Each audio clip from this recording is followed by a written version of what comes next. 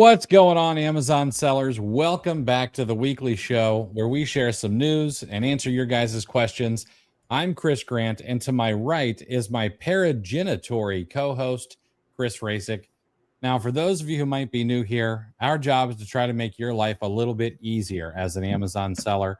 Maybe you've got questions about flipping clearance at a retail store. Maybe you want to pull the trigger on some online arbitrage.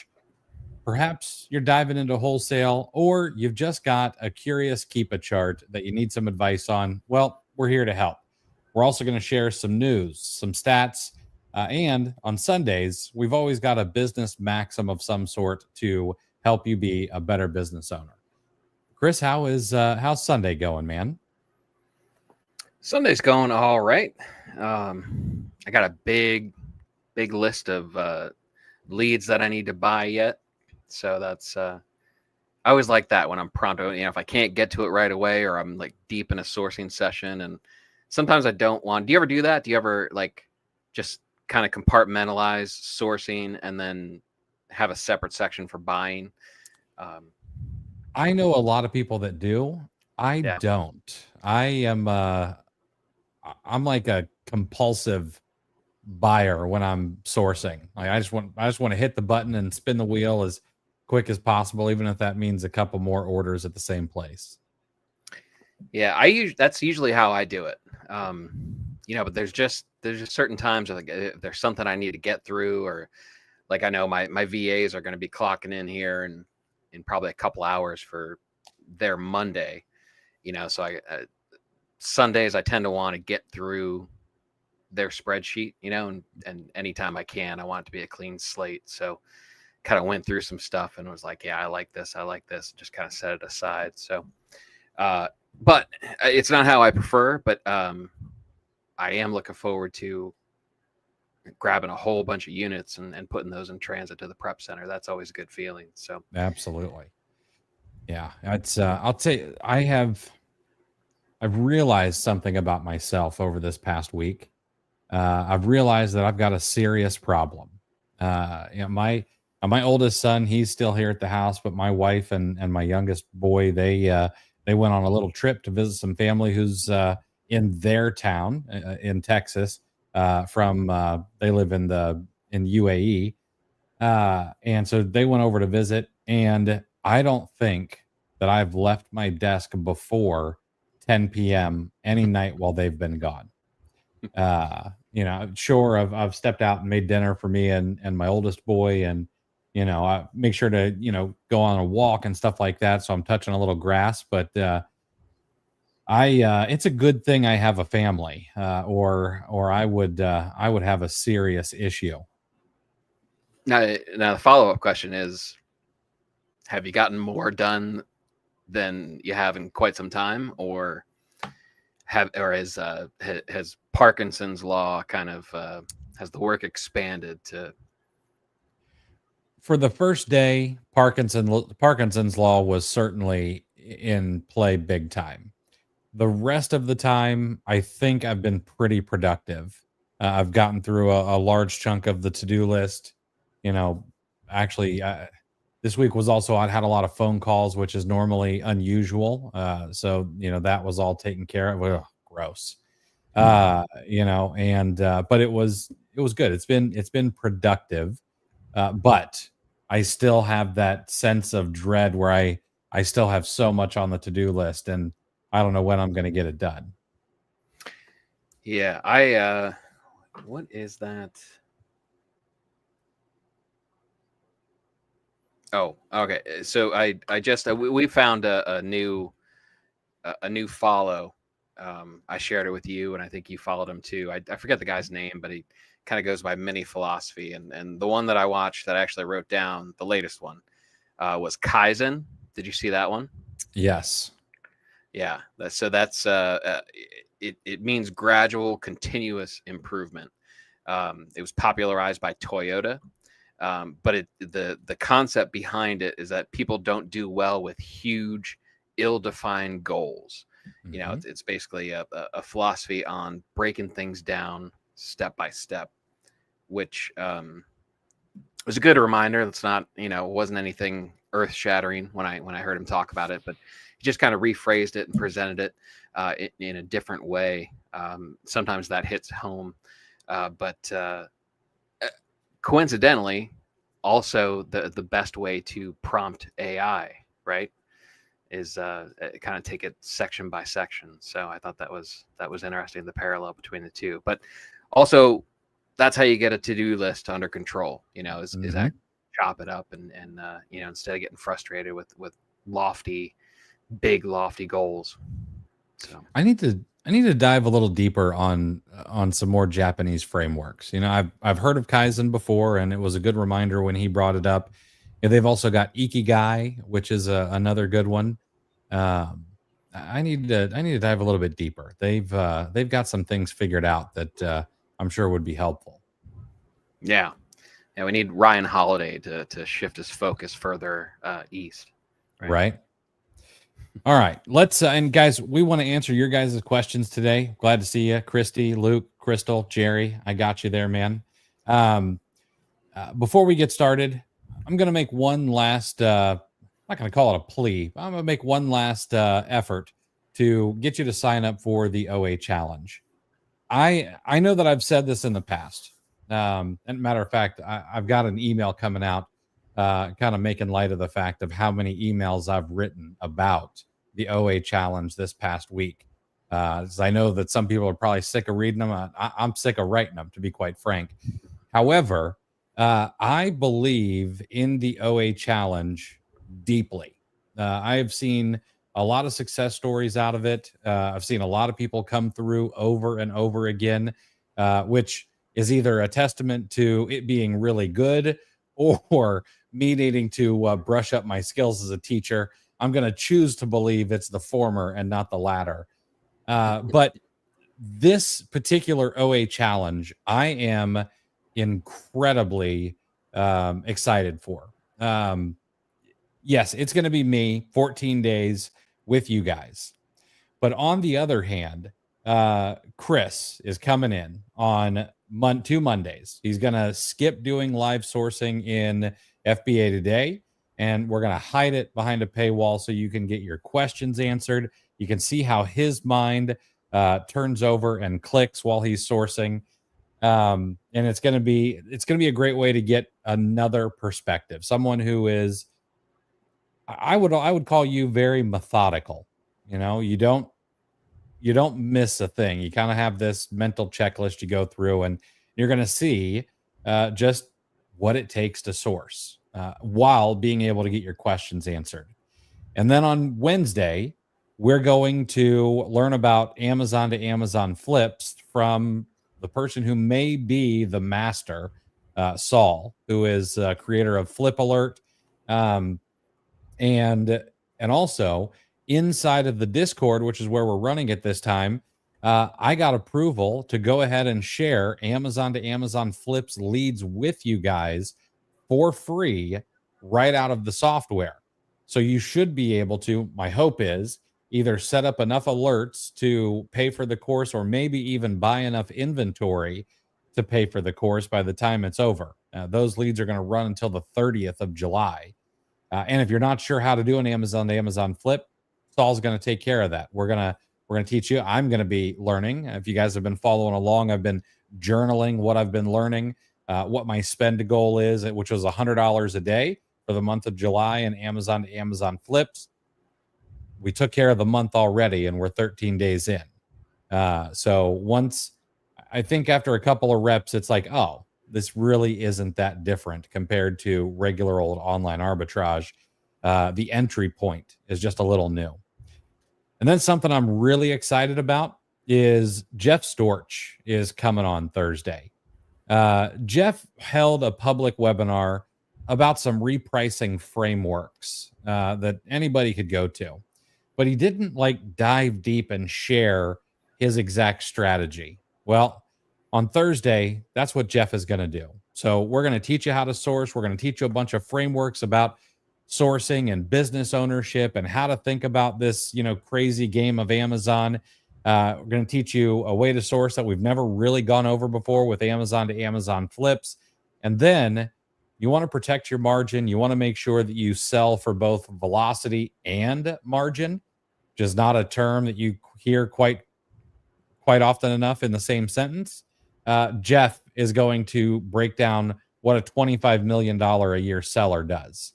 And I had to promise that would not leak. Like, it has to be in the group. Like, this is how important it is to his business. So, and yeah, it's going to be a great time. And it's going to be a ton of fun. So if you're interested, head over to oachallenge.com. We close the cart tonight at midnight Pacific time. And would love to have you join us for the next 14 days. I have a good time doing it, and I try to make sure everyone else does too. Yeah, I can't wait. I'm looking forward to the updated curriculum, and the extra flourishes that you put into it. Jeremy, you're probably talking to the other Chris. He just gave you a little bit of a breakdown. He gave you the official pitch. Here's a couple things that I will tell you, that I simply going through my stuff that I read about. If you're on Twitter, there's at Grammar Hippie. His name is George 10. I was going through my ReadWise. Chris, you know I love ReadWise. I've rekindled my love for it recently. I've got a 26-day streak reviewing my quotes, and it's got enough quotes in there now that it's even better. You know, that's the thing, is as you keep highlighting stuff, keep saving stuff, it gets better and better. Came across this one today. Sunday is always all of your favorites. Everything that you've marked a little hard on, it will send you highlights on Sundays. And I, excuse me, I saved this tweet. And here's what George 10 says. He says, the biggest difference between high achievers and everyone else is not skill level. I'll say it again and again and again until you get it. The difference is self-activation. They can wake up and say, today I'll do X regardless of circumstances, and do it. Okay. So here's, I'll push back a little bit, Jeremy, is you're obviously thinking about it. And the reason you're thinking about it is because there's some sort of deficit in your current skill set, right? Something's kind of, maybe you're not hitting the level of sales that you want, something like that. So you're at least considering it. So I like that quote from George. And then how about I give you some information from Sam Altman himself, right? Founder of OpenAI. I don't even know what that's worth right now, right? But he says extreme people get extreme results, right? And he says, where did it go? You can get about to the 90th percentile in your field by working either smart or hard, which is still a great accomplishment, but getting to the 99th percentile requires both. You'll be competing with other very talented people who have great ideas and be willing to work a lot. Working a lot comes with huge trade-offs, and it's perfectly rational to decide not to do it, but it has a lot of advantages. Momentum compounds, and success begets success. So there's two very smart people talking about fine-tuning what it takes to get to that top level. And I would throw out, Chris has mentioned it in his emails, that Jeff Storch, his training manual for his new shoppers is the OA Challenge. $25 million a year. What does Grant do? Grant Douglas? 1.4, I believe. 1.2, 1.4 a year. And 20 hours a week. In 20 hours a week, yeah. So, and he credits a lot of his success to the OA Challenge. And I believe he's speaking at conferences and whatnot now, and doing some coaching even. So the thing is, you have to analyze, it's great for experienced sellers because we can only hold so much. We only have so many channels that we can pay attention to at the same time. And in the environment that we have right now, sourcing and becoming more skilled, bringing your level of skill up as far as sourcing is more important now. There's a lot of negative sentiment, but that also creates an opportunity. People are getting sick of it. Not as many people are talking about Amazon right now, which is What Warren Buffett would say, the time to buy in, right? Because nobody's going to be talking about it. If everybody's talking about it, it's probably already too late. So it's a great opportunity, and the experienced people are starting to now give Chris proper credit. I mean, it's a fantastic course, and I think everybody should take it more than once, regardless of skill level. So thank you. I appreciate that. It's funny you brought up Warren Buffett. I've got a Charlie Munger mention in today's show notes. Now, before we move on, and I got to ask, have you used the AI inside of Readwise yet? Yeah. You can talk to your highlights. Yeah, you can summarize it. It's so incredible. Good. Yeah. All right, let's get to some news. If you guys have questions about Amazon, about sourcing, about Keepa, about whatever it is, let us know in the comments. We will get to your guys' questions. But I knew this data was coming. I'm glad that it came out late last night so we could go over it today. It's the $24 billion week. Amazon's 4-day Prime 2025 event pulled in a jaw-dropping $24.1 billion in online sales, beating Adobe's initial forecast and marking a 30.3% year-over-year increase. It's officially the biggest Prime Day in history. I'm not sure if I'm ever going to get tired of saying that every year, because all I heard during Prime Day, sales are down. Sales are sluggish. Sales were down 41% in the first 4 hours. Sales were down 14% for the first day. And those were all. And when I pushed back and said, that's based on a quote from one seller, a big seller, but literally one seller who could have screwed up their pricing, who could have screwed up their coupons. Like, the stuff that makes headlines is infuriating. Anyway, shoppers didn't just spend more, they saved more. That's a line directly from Amazon, of course. Amazon said customers saved billions of dollars across 35 plus product categories, with more items sold than during any previous Prime Day stretch. Luke, it was one seller. I can't remember the name. They do about $7 billion. What they do is they manage $7 billion of sales across Amazon for brands, and their brands were down 41% on the first day. That's it. And they even noted later in the article that they thought sales could be up 9% year over year as long as things keep going the way that they were going. It was pure headline drivel, to be quite frank. Anyway, Amazon said that more items were sold during any previous Prime Day stretch. And Adobe, they captured a much broader retail picture because Walmart got in on the action, Target got in on it, Best Buy got in on it.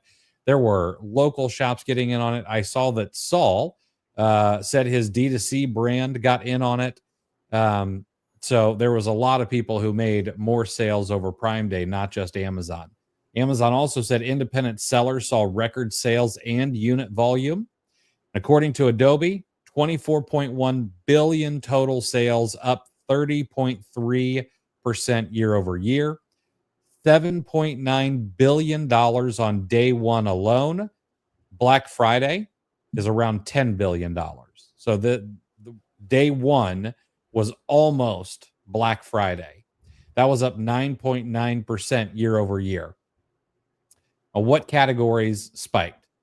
Back to school categories. School supplies were up 190%. Dorm essentials were up 105%.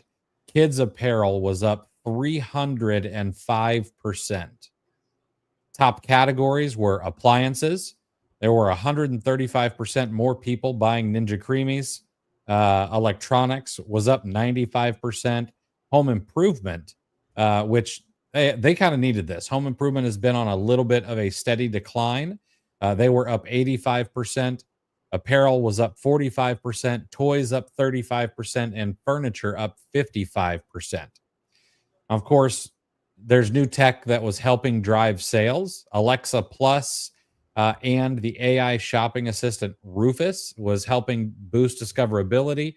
Like AI shopping guides were also everywhere. And if you go on places like Instagram, TikTok, etc., you were seeing people literally show how they were talking to AI and asking for deals and things like that.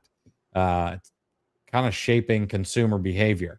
Not really a big deal for resellers, in my opinion, because there is still some brand loyalty. However, if you're a brand owner, you better know how to get yourself found in AI. Influencer driven traffic converted 9 times better than social platforms overall. Buy now, pay later, unfortunately, drove 613.4 or 613.4 million, which is up 13.6% year over year.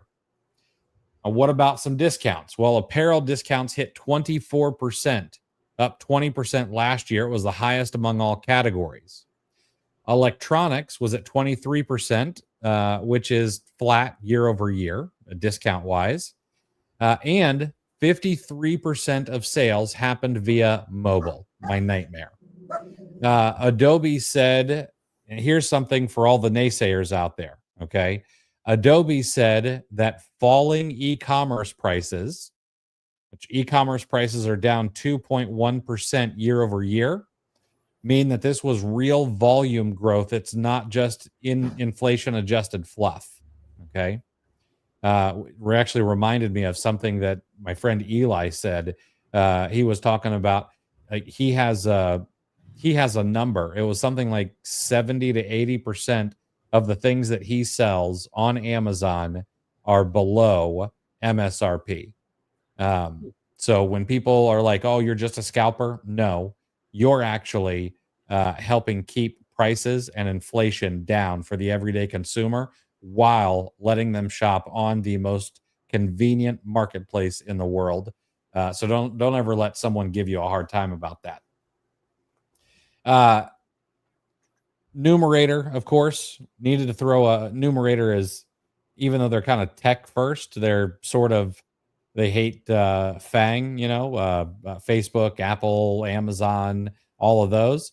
So they kind of try to throw a wet blanket on things, saying that the average order value dipped 1.7% to $58.37. Household spend dropped 3.6% to $106.41 per household. Also said there were fewer repeat orders per household than in 2024, but still the total volume makes up for it. People are ordering more often in more categories, even if that basket size shrinks, and it means that more people took advantage of online commerce during this Prime Day stretch. Now, why does all this matter? Well, one, I like numbers, but two, this should have not only been Amazon's win, but it's a win for third-party sellers too. Like, third-party sellers crushed it. If you didn't, that's okay. I'll be quite frank. My own store did not do the best over Prime Day. However, that's my fault. I'm actually a little light on inventory, and I've got a ton of stuff that's in FC transfer right now. It happens. But Amazon reported record-breaking performance for small and medium businesses, not just on Prime exclusive deals, but across the entire catalog. A rising tides lift all boats. And it wasn't just electronics and appliances like it usually is. There was groceries, dorm stuff, toys, and even beauty popped. And then, of course, mobile, which I don't know. I guess it shouldn't surprise me. We do everything on mobile now. But it was 53% this year. It was 50% last year. That's a pretty good clip to keep growing. So, no matter what the naysayers said, I saw them both in the Amazon space and outside the Amazon space. Amazon Prime Day is becoming even more of a big deal, even if maybe we're blind to it. So if you sat out this year or whatever it was, I would behoove you to next year make sure you're absolutely prepared, because I guarantee Amazon's going to break this number again, unless there's some sort of black swan event that we just don't see coming. Yeah, it's amazing. the consumers respond yet again, and this is only reinforcement. There's data out there that says that, once people buy something from, the general you, they're more likely to spend again, so even if your sales, if you're a third party seller and you have inventory on Amazon, you didn't really see an uptick. The fact that these numbers are all still going up is a good sign long term, and look at the everyday staples, right? Especially if, I'm not going to get into it, but the economy, we don't know where it's going to go, right? There's plenty of negative forecasting and whatnot. That's not a bad thing for Amazon. It's not a bad thing for Amazon sellers, because look at the staples, the everyday units. I bought Tide Pods on Prime Day, like a fantastic deal on Tide Pods. Was a heck of a deal. Yeah, like I put that in the Discord and I was like, regale me with how much you are impressed with my household savings, and I didn't really respond the way it was, but the way I thought it would. But yeah, so it's, this is, regardless of what happens with the economy and whatnot, like this is proof positive, and you have to understand that, just like if you're in social media or you're on social media and you've heard the naysayers, like I think most of us are probably in FBA today, the Facebook group. If you're not, you should. It's one of the largest Amazon focused Facebook groups out there. Anytime somebody posts something, there's a couple people you could predict it, right? It'd be towards the center of your bingo card, the negative. There's a handful of people, I could name them off, and I guarantee you they're on every single thread anytime somebody talks about selling on Amazon. So that's the same with media. Like Amazon has gotten big enough to where there's a backlash, and there's so much wealth resentment, kind of, that's our default setting in popular culture and public opinion, if you will, these days. So there are a bunch of people looking for anything negative. That's why that headline from day one was so ridiculous. Because it was only one seller and it was completely taken out of context. So be careful with the headlines. That's why this information is so important, I think. And yeah, I don't know. It amazes me, really, because I think we're too close to it. Like we kind of analyze. Not only do we analyze sales cycles of where we source from, we also analyze the sales cycles of where we sell on. So Prime Day is something to keep note.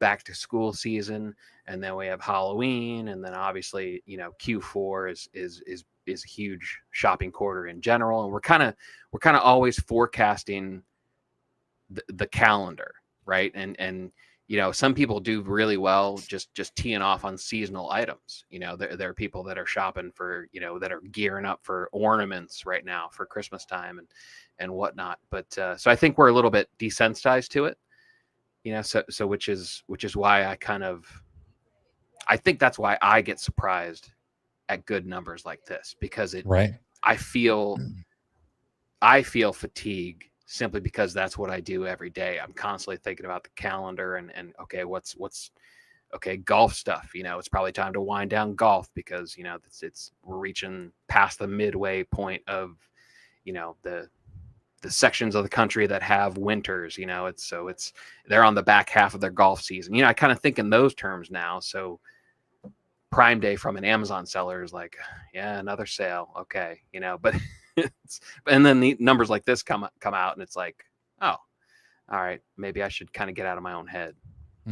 Absolutely. And also winter, never heard of her. Rub it in. All right, let's Chris sent me a couple of articles today that were so good, and this first one is about Ollie's. Ollie's they're thriving in today's retail apocalypse. You guys know that there's discount giants like Big Lots, RIP, Biggie. Bargain Hunt, and 99 cents only, they're crashing. They're like collapsing under inflation and competition. But Ollie's Bargain Outlet is expanding. They've got 599 stores across 34 states right now, and they just scooped up 63 former Big Lots locations, pulling a Spirit Halloween on Big Lots for Ollie's locations. And they're also they're eating, right now. They're feasting on excess inventory created by all this retail chaos. And their secret is kind of this quirky brand, weird Einstein looking fella who also dresses like a general sometimes. They've got a great loyalty program. It's almost cultish with Ollie's Army. Heck, Chris drinks out of an Ollie's cup. And of course, they're buyers who are always looking for a deal. Um, there's actually some things we can learn from them. There was another article I saw that they expect 15,000 retail closures by the end of the year, retail stores. It's across Walgreens and a bunch of other places. These kinds of things are closeout gold mines for us. And just recently, we've had Joanne, we've had Party City, we've had Big Lots. Those liquidation events that happen, well, Ollie's is taking advantage of them, and you can too. Like, you don't have to just sit back and say, oh, well, I'll have to wait until Ollie's gets that out on the shelf. Like, they run liquidation events in their store. Are you going to get the backroom deals that Ollie's has? Probably not, but every now and again, you will. And the reason I know that is we recently interviewed someone we talked about, and they were able to do this kind of stuff. And Ollie's is doing exactly what good retail arbitrage sellers should be doing. At least they're doing it at scale anyway. But we capitalize on chaos in the market. Like I said, there's a Charlie Munger quote in here. We buy when there's blood in the street. Like, that's the whole name of the game. You buy smart, and you can use your personality even as an Amazon seller if you have one to get your foot in the door with managers, with people who are running liquidation sales, things like that. There is that possibility. It's not hard if you just ask. I promise. Ollie's even said that store closures have created a tremendous amount of excess inventory. We like excess inventory because we're sort of the buzzards of the supply chain. We go in and pick what we can and take it to another marketplace where we can actually sell it. You should be pouncing just like Ollie's does.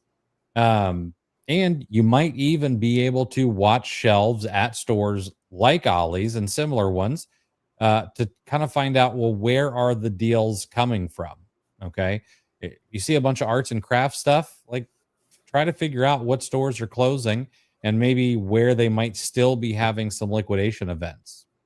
Sorry, I lost my spot here. Anyway, Ollie's is really just beating the entire market by not being fancy. Like, they stay scrappy, they buy smart, like, their stores aren't really something to look at. And in my opinion, that's exactly what arbitrage sellers should be doing right now. You need to be flexible, buy better than your competition. It is possible. Okay. Every time I see someone say, I know exactly what that person bought it for, it's hard not to, laugh. But your job is to follow in the footsteps of people doing this the right way at scale. And it doesn't have to just be other arbitrage sellers. You can look to places like Ollie's who are crushing it and try to reverse engineer what works for them and then do it on your own scale. Yeah, Ollie's is kind of the corporate version of arbitrage and clearance aisles from a whole bunch of different stores. They kind of made a business model out of it. And if the economy is on shaky footing, that's only even better news for Ollie's. And it's kind of feeds into our theory, that economic downturn isn't necessarily bad for Amazon sellers. And it's not going to be bad for Ollie's, with all those retails. I mean, they're already cashing in on, somehow they've kind of cornered the market. Now they're not online. You can't shop Ollie's online, but they're kind of consolidating the brick and mortar, and somehow they've kind of planted their flag in that space, and they're taking advantage of the same sales that we talk about when we bring up news articles of, another big company filing for bankruptcy and closing stores and whatnot. They're doing the same thing that we are. So yeah, this is it's interesting to see just how successful they are. Yeah, I would. I'm gonna make an argument here because I know there's poor economic news everywhere. I mean, I wish that I actually knew what the heck was going on, but I don't. But I do see a lot of people almost wishing for an economic downturn. I'm not necessarily against them either. There is a lot of money to be made in economic downturns. Some of the biggest businesses in the world were actually created during things like depressions. Not that I want to see something like that happen. However, economic downturns can be a serious opportunity for people who have some cash and for people who are selling physical products. And the reason that is that people tend to work harder. People tend to stay at the office longer because there is economic uncertainty and they want to make sure they keep their jobs.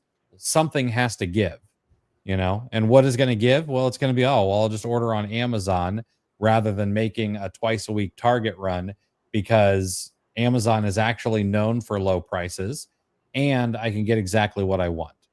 And go learn what the lipstick index is, because it'll make you know that even if there is an economic downturn, it may not be so bad. Matter of fact, in 2008, the last real economic downturn that we had, you could talk about COVID, but COVID was a freak accident of whatever, freak of nature kind of event. But net sales on Amazon in 2008 rose 37% during one of the worst economic downturns of my lifetime. So, yep, yeah. If you're liquid during a downturn, it could be a very opportune time. So yeah, Jerry, I hear you, man. I don't have a whole lot of Ollie's here in Florida. I think there's 2 or 3. Hoping we get a few more. However, you've got Grocery Outlet up there in the Pacific Northwest, and I don't. And if I'm not mistaken, I think you've got a Safeway up there, which Publix subs are number 1, but Safeway sandwiches are a real close second. All right, let's talk about what surviving a $1 million loss can teach you about selling on Amazon. This was just another fantastic article that Chris sent me, and a brand I knew of but didn't realize that they'd hit a rough patch. But Beard Brand just sort of lived through every seller's nightmare. Target ghosted them. It's not just Amazon that will ghost a seller. Okay. So just so everybody knows, their cash reserves were absolutely blown up. And then they just kept making some bad decisions, but they're still alive. And their CEO is talking all about CEO and founder. Nobody can kick them out because they're bootstrapped. So let's talk a little bit about what's wrong, what went wrong, what they did right, and what you can steal for your own Amazon business. So Beard Brand, I don't know that they do 7 figures anymore, but they were once a 7-figure brand. It was stocked in Target, and they lost nearly $1 million across 2023 and 2024. What they did is they bet really big on a new packaging to align with Target's sustainability goals. Target then responded by just leaving them on red. They were left with $200,000 of unsellable inventory. They actually couldn't sell that inventory on Amazon because of an exclusivity clause in their contract. And then things just kept going bad. They got a tax audit and a lien on their business. They had frozen credit cards because they couldn't pay the bills. They got a lawsuit via the American with Disabilities Act. They had a bunch of expired inventory that happened to them. They had a $20,000 HVAC repair, which honestly seems like the least of their troubles. And then somehow a 100% off coupon got leaked and wiped out a ton of their inventory. But they were able to survive and even stay 100% bootstrapped, leaning on reserves, slashing costs, cutting their own pay, and then rebuilding a little bit slower. And this isn't just some scary story that I tell e-commerce kids when I tuck them in at night. Like, this is actually kind of a master class in what not to do when a whale account shows interest. And I don't just mean Target coming to you and wanting you to sell on their platform. I'm also talking about that one brand that you go 97% of your catalog deep into, or that one wholesale supplier you buy 82% of your inventory from. You cannot do that, because if you want to survive when a black swan punches you in the face, you need to be diversified. So over reliance on one channel, it's kind of a death wish. They gave Target exclusivity, meaning Beard Brand couldn't move their stale inventory through Amazon or Walmart. I don't even know if they could sell it on eBay, but Target did these guys dirty. Reserves ended up saving their business. Like, they didn't take on debt, they didn't raise cash, they had a cushion, and they burned through it, carefully, but that's what they did. And you need operational discipline. We like to talk about the sexy stuff. Oh, pulling the trigger on a 500 unit order. Oh man, that would get you 50, 100 likes on social media. However, okay, that's not going to be the thing that saves your business if it hits the fan. Like, you need to make sure that your fulfillment is on point. I actually had this conversation with somebody, what they could do for their own business. Fulfillment was an incredibly important factor in this. Simplifying SKUs. 80% of your profits are probably coming from 20% of your inventory. And if you figure out what those are and focus on keeping those in stock as long as you possibly can, cutting out the 80% that's probably fat that needs to be trimmed, and then going and replicating what those 20% of ASINs are into better ASINs than what you've just trimmed, you'll probably grow your business. It takes a little work to figure that out, but it's doable. Okay. Cutting software, making, negotiating bills, there are all kinds of things. If things absolutely hit the fan, something people don't tell you is you can negotiate with credit card companies. You can negotiate with everybody. Like, you can just do things. I know it's this cliche, but I had to say it to someone else today, because they're like, nobody will take my call about ungating. Says who? Just do it. Like, you can just do things. So if your Amazon business can't survive like 3 bad months in a row, it's really a house of cards. Like, and Beard Brand didn't collapse because they just made one mistake. And many times when you make one mistake, panic sets in, you end up making more mistakes. Like, they collapsed because one mistake ended up exposing all these other weak points in their armor. Poor diversification, bloated costs, no fallback plan. But they survived because of all the boring things that nobody wants to talk about, like cash in the bank, conservative operations, a team, a loyal team, if you can have one. That's what a business is built on. So a couple of things to take away from this. Don't let one whale sink the ship. How many people are getting gated in one brand and worried that will screw up their entire business? Matter of fact, one of the past guests on the podcast, Dylan, goes by RE Dylan, like Real Estate Dylan on Twitter. His comeback story is huge. Was big in a couple of brands. He got them like all gated, like Nike, Lego, a few others. And he was like, I don't know what I'm going to do. And it's all played out on social media. And during the Prime week, he did his first $100,000 week on Amazon. And I mean, the guy's just a monster who kept going, and was willing to pivot and then not have, one brand or two brands end up sinking his whole ship. Cash is greater than funding. We talk about using credit cards all the time. You should absolutely use the tools at your disposal to, carry costs for a little while, to get cash back, to get travel points, whatever it is. However, make sure you've got some cash somewhere in case things do hit the fan. Make sure that you can handle death by 1,000 cuts. It's often not just one big thing that takes out a business.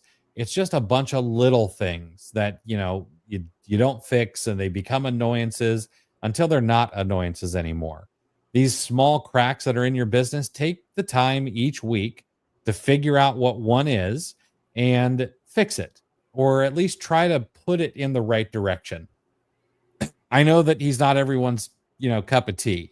Matter of fact, I'm not even sure if I like the guy, but you can learn from people you don't like as well. But Elon Musk, the way that he works, according to the biography that Walter Isaacson released about him, is he picks like one company or even two companies, and then he finds out what the biggest problem in that company is for that week, and then that's what he works on for the week.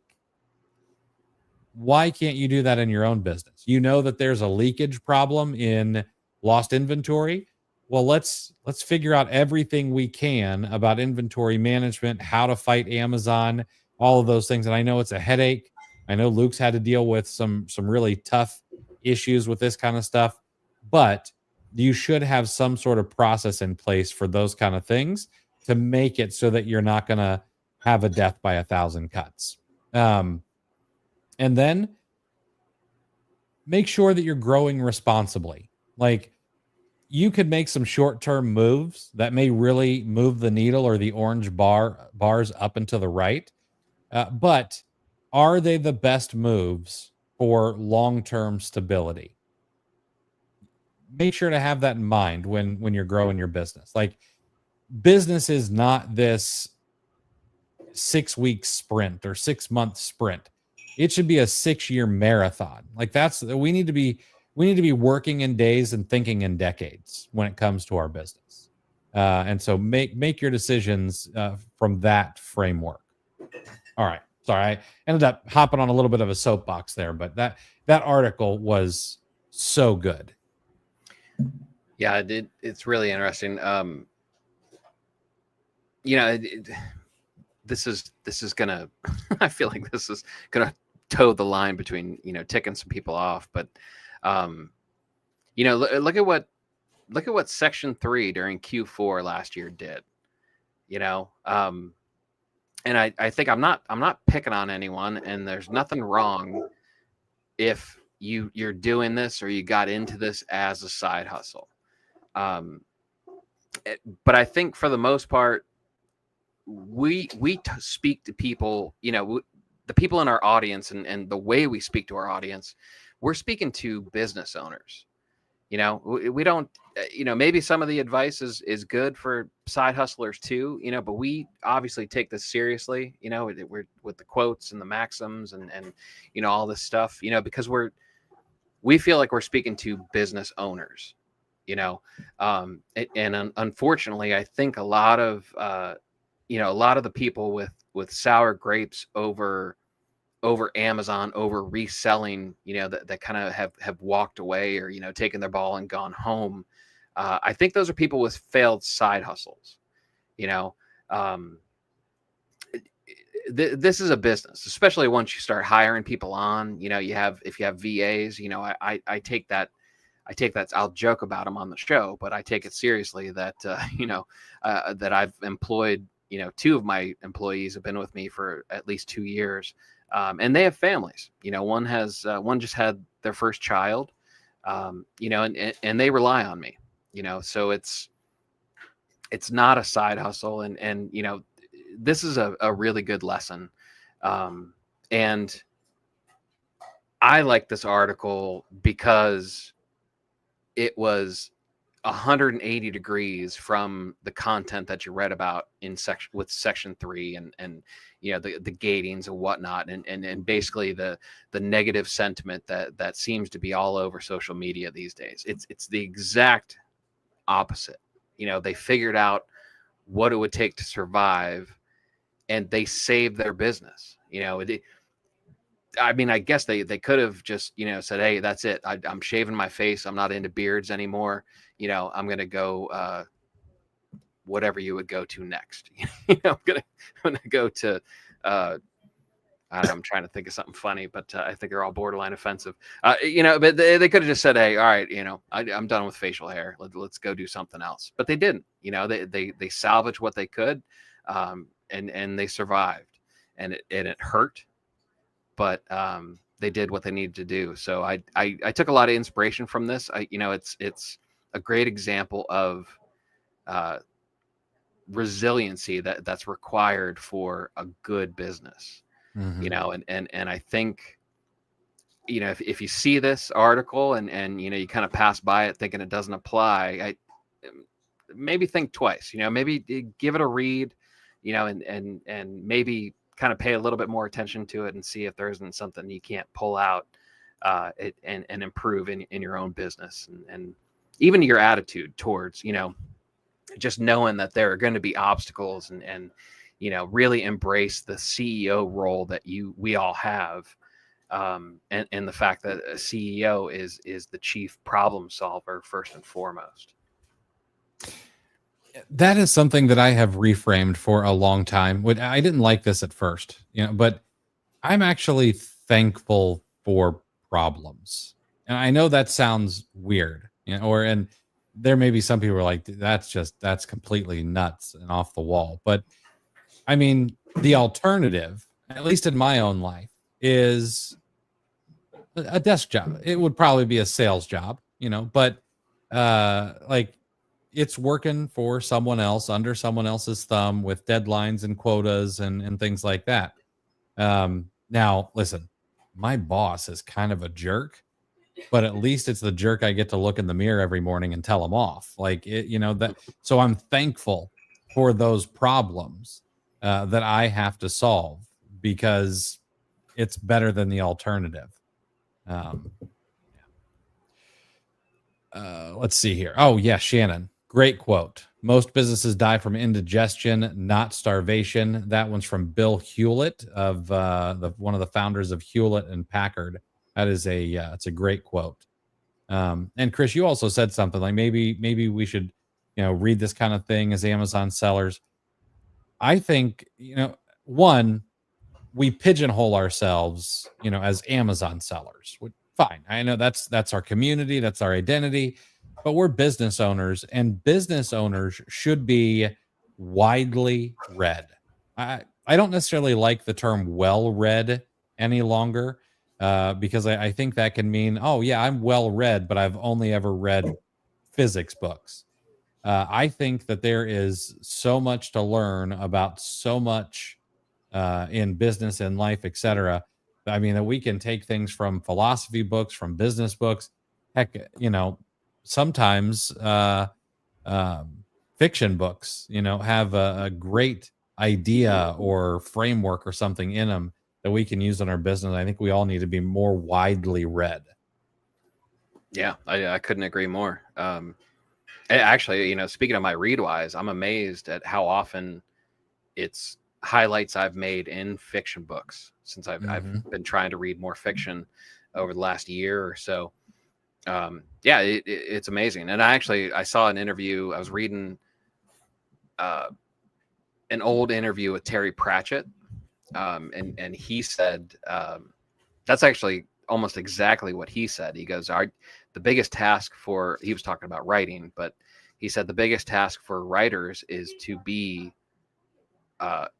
excessive readers, just be diligent readers. He goes, because that's where you get your inspiration from, and he was kind of simplifying the process and he also said we're chimpanzees who just learned how to tell stories, but he wasn't the nicest guy, but but he was absolutely right that he would read everything, because otherwise you get kind of pigeonholed in what that genre, the story, the overall story that genre wants to tell you. The true inspiration comes from the categories outside of your own expertise. So that's absolutely very topical. All right, we've got one last thing here, and then we are going to take your guys' questions. This week, rather than like a razor or a business law, I thought I would do a paradox. Sorry, guys. Your biggest competitor might be your best asset.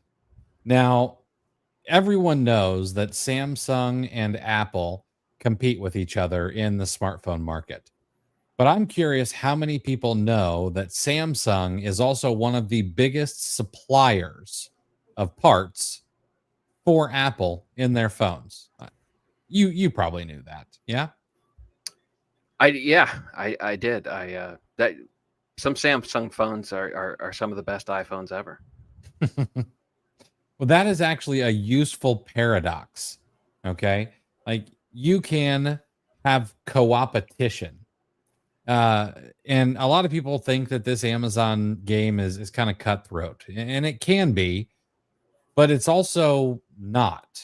Like, what if working with your competitors actually made you more profitable, faster, more resilient? And I want to talk about why some of the savviest sellers that I know choose collaboration over isolation. Matter of fact, we're going to be doing a podcast episode on this tomorrow and how you can kind of do this as well. And this is called CoOppetition. It's collaborating with your competitors. And honestly, this has been around in the Amazon space for years and years. I'm starting to see maybe a bit of a pullback. Oh, don't you say anything, and don't ever talk to anybody. And I'm seeing that more and more from people. And unfortunately, those folks, they're just wrong. It might be sharing sourcing tips. It might be pooling funds for a bulk buy. Maybe splitting shipping costs. And I know how do I split shipping costs? I'll tell you exactly how. Okay. Rather than doing small parcel delivery, maybe you could get together with 2 or 3 sellers in your area, and you could each build a pallet and then get an LTL truck. That's pretty easy to do. If I'm not mistaken, there are even ways for more than one seller to put their items in one pallet. Don't take my word on that yet. I need to double check that, but I think I've heard of that before. Like, smart sellers team up where it makes sense, and then they go duke it out in the buy box when it doesn't. Like, and that's okay. It's okay to be friends that also have to get in the ring sometimes. Like, the arbitrage game is filled with all these shared headaches. There's price tanking. Now, do not collude. Okay. That's actually illegal. Shipping costs that are always going up, policy changes, gatekeeping, all of these things. CoOppetition can actually help you cut costs. Imagine for a moment that Chris and I, instead of buying our boxes separately, we say, hey, you know what, Chris, why don't we go together? Why don't we make one larger order? I happen to know that my local box manufacturer gives a discount at, say 500 boxes. I only need 300. Can you make up the other 200? And we get a 30% discount when we hit the 500 boxes.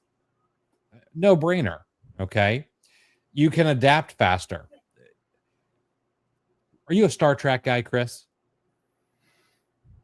I didn't, not fanatical. I watched plenty of episodes though. Same.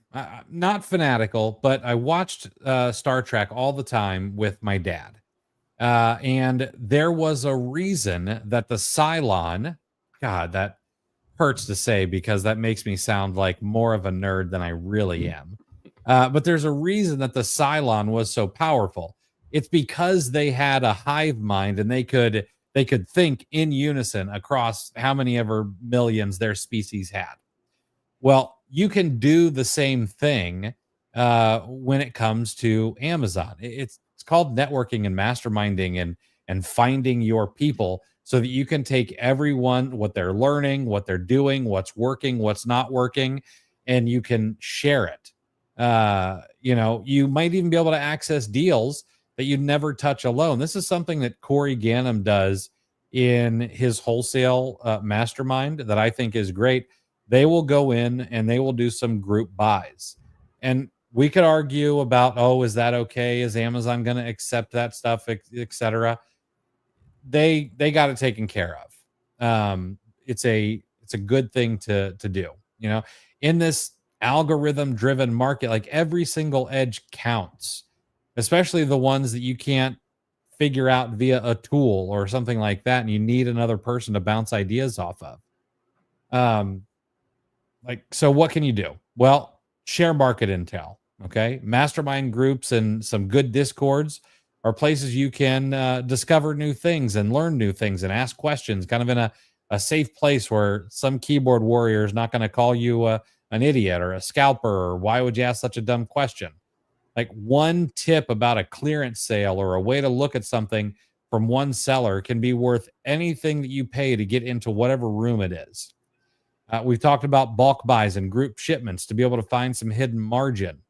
What's changing? Like, it's hard to figure out how to get ungated right now. It's tough. Okay. So, what can you learn from the people in your circle that has had it work for them? There's just all these things that you can do. Now, the one thing that I would mention is you do need to be careful. Like, you don't want to just let anybody into your inner circle. You want to make sure that you're trying to find the best of the best that you can work with, that you can bounce ideas off of. You're going to have some swings and misses. There are going to be people who just want to take. Don't allow that to get you down on the process of finding your people because it is incredibly important and will propel you much farther ahead than the people who aren't willing to do it. It's not. It doesn't seem that far fetched when you kind of break it down, right? We do these shows, and we take your questions, and we're kind of working collectively to answer questions and find solutions to problems. We kind of will share education. We share growth. In groups like Discord and Facebook and whatnot. It's really it's not that big of a step further. Obviously the key is just to, you make a good point about vetting who you're, going to share this with, but it's really kind of consistent with how the community works in general. Now you're not going to put, a good lead in a group like FBA Today with, 55,000 people. Obviously that's not going to end up helping. It's going to do more harm than good. Right. So, but really it's, it's not that far fetched, if you really break it down and, some of my best, I don't know. I know for a fact that I'm a better seller. I'm a better business person, because of the people that I've been able to have constructive conversations with, more than just a hey, how's it going? Kind of casual interaction. The information and that can be shared, with somebody that you're getting to know and somebody that you respect. It's invaluable, and throw it back to, the OA challenge. There are people in my DMs that I still talk to, and can share virtually anything with, that went through that first OA challenge, and I formed a mastermind with some of them. I'm still in contact with pretty much all of those people, some, a couple more often than others, but it's when you have a connection like that, it's a shame that some of these groups get so big and you think that there's a protocol, and most of the time the protocols are established by how much trolling you get back. It's like, oh, you shouldn't say that, or somebody will make a comment and be like, RIP your DMs, like just like casually telling you were stupid for even saying that on a public forum,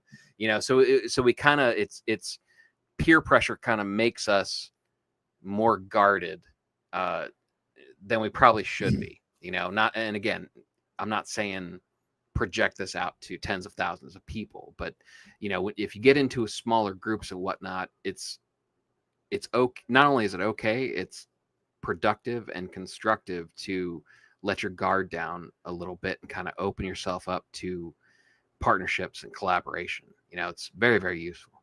Exactly. All right, I've got a bit of a hard stop this evening, so I want to get through your guys' questions. If you have any questions, drop them in the chat, because unfortunately, after I have blathered on for so long, I've only got about 10 more minutes I can run through here. But James, when is your guys' interview with the toy investor coming? It is not going to be this week. It will be next week is when the toy investor will come out.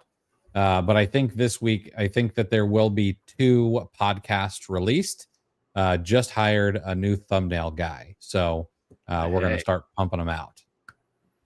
And you're right to be looking forward to that one, James. That was a real good talk. That was a great talk.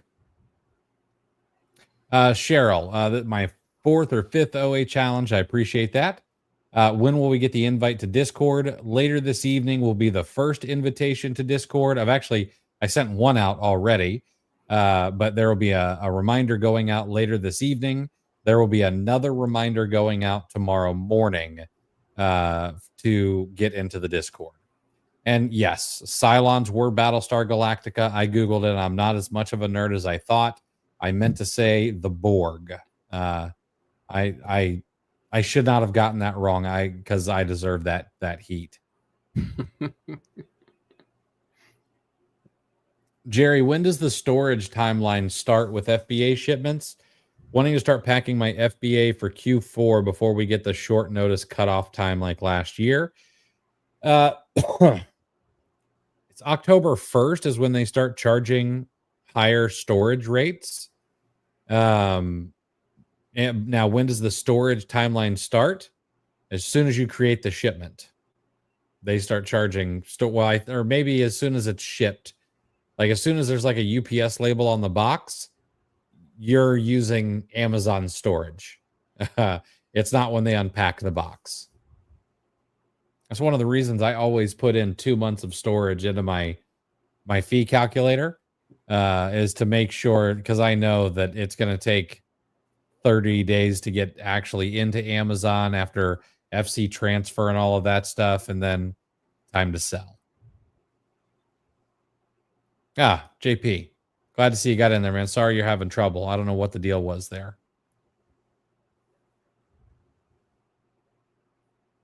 Chris, are you a Star Wars guy? More a Star Wars guy than Star Trek. That is a Darth Vader lamp there.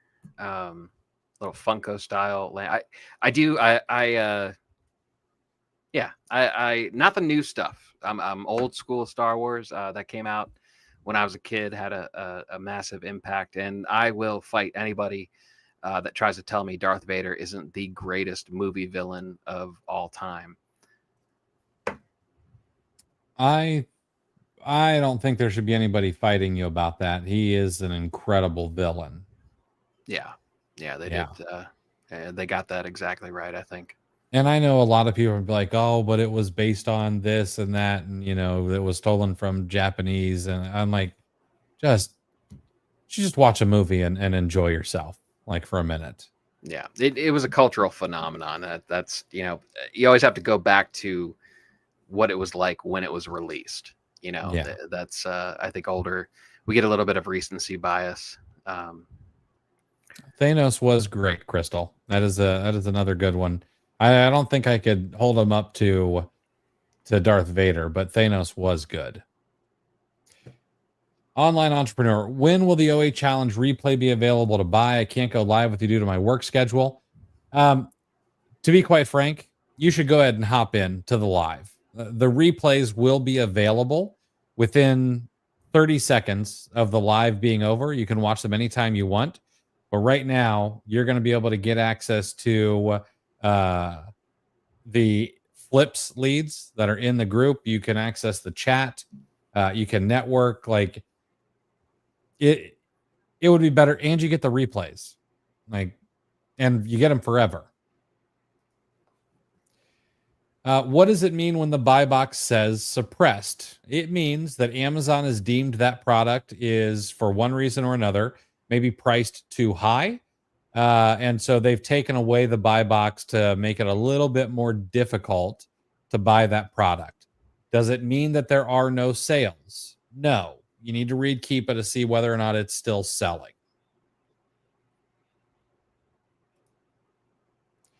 Are there any stores that you can get tax exempt besides Walmart, Home Depot, Lowe's? Yeah, I mean, it depends what kind of sourcing you're doing.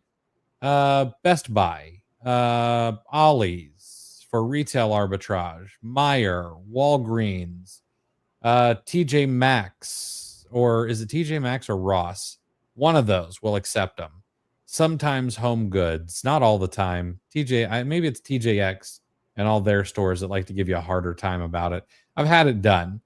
You're not going to get Target, but a lot of places, you just have to ask. And a lot of places, if you're doing retail arbitrage, will. Online's a little bit harder. I suggest you use a tax-free prep center, or there is a service, which we've got a podcast coming out with the owner or one of the co-owners of it about getting your sales taxes refunded to you. A lot of people don't know you can do that.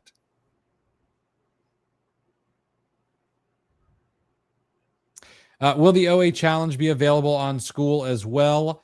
Yeah, we're going to end up getting the replays up in there, but I didn't want to like Discord, but it does more than school. It does more than Circle. Facebook doesn't ever show you any of the posts. Discord is where it's going to have to be. I admit I caught a case of the lone wolf syndrome after lots of my fellow sellers quit within the past year. Best networking tips to find sellers with similar mindset and productivity. Pay attention to social media, and the people who you resonate with, start commenting on their posts. Shoot them a DM. Ask them if they need help with anything in their business, and then offer that. The best thing I ever did is when someone has had a problem in their business, I've done what I can to try to solve it for them. And that has turned into a lot of great relationships.